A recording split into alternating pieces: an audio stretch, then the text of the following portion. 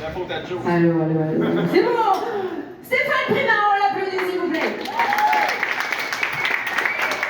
C'est drôle avec deux sur scène en train d'essayer de préparer un micro. Hey, ça va vous autres? Oui! Nice. Moi, c'est Stéphane et dernièrement, j'ai eu une discussion de régularité digestive avec une amie. Par applaudissement, qui fait caca chaque jour ici? Nice. Parce que mon amie, elle me disait qu'elle, c'était pas chaque jour. Tu sais, des fois, c'était 2 et même des fois jusqu'à 5 jours. J'étais comme, c'est pas de la digestion, ça, c'est de la fermentation. Rendu là, c'est pas chier, c'est comme bout de chier. Là, elle me disait qu'il y a une légende genre d'une femme dans le temps, genre au 9e siècle, qu'à un moment donné, il a pogné une envie de chier. Puis, elle a eu le temps de se rendre du sud de la France jusqu'au nord avant que ça sorte. C'était tellement fermenté que le monde était comme, coudon, chie-t-elle ou compostelle? C'est comme ça que le pèlerinage de Compostelle est né. Hein, comment ruiner un pèlerinage sacré avec une joke de caca? Non, je commençais léger parce que en fait, je veux aborder quelque chose de plus personnel. Moi, dernièrement, il y a quelques années, mon grand-père est mort à l'âge de 99 ans.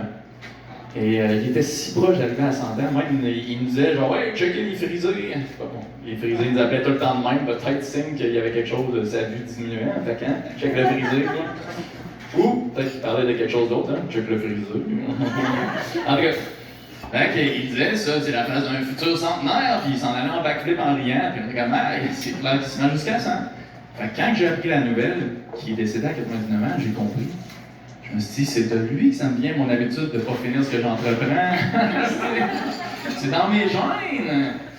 Mais là, je ne rirai pas de mon grand-père parce que je l'aime. Puis aussi, je ne voudrais pas que ça revienne dans sa tombe. Maintenant que je le connais, il ne va pas au complet, puis il va être inconfortable pour l'éternité. Merci grand-père pour ta vie, je t'aime. Fait que dernièrement, j'ai dû me rendre à l'évidence que j'avais de la misère à terminer ce que j'entreprenais. Mais j'ai pas eu besoin de mon grand-père pour savoir que c'était dans mes gènes. Hein? Check-moi la tête. Même mon corps, il finit pas ce qu'il entreprend.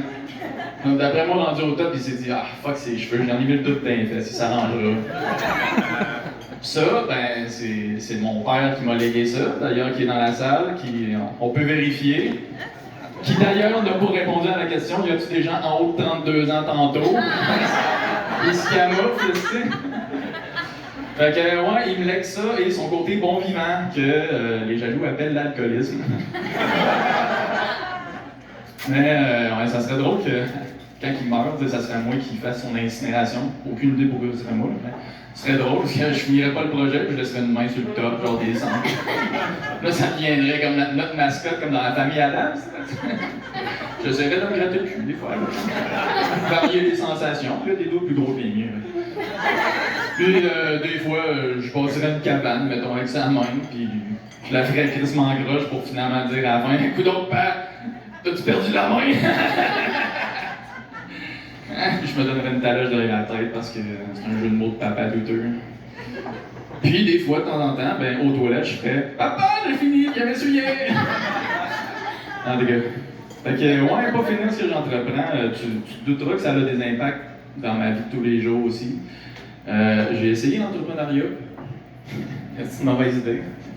Mettons, je starte un projet. Un moment donné, ça devient difficile, parce que c'est l'entrepreneuriat. J'en starte un deuxième pour changer le mal de place, puis, j'oublie de nourrir le premier, puis il meurt. Puis ça, faut vraiment que je me débarrasse de ça, parce que j'ai projet de devenir père.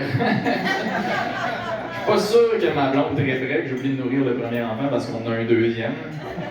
Ça deviendrait un épisode d'un tueur si proche assez vite.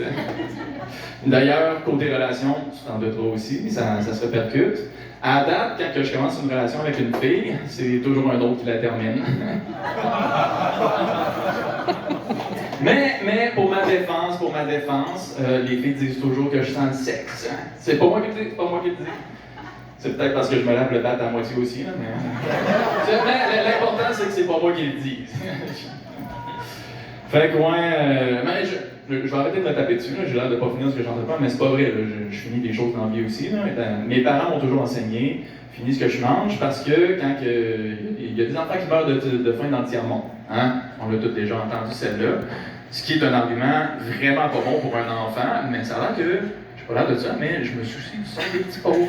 Fait que moi, je la finissais en esti, mon assiette, puis à la fin, je pleure. Parce que je viens de sauver un petit enfant quelque part dans le monde.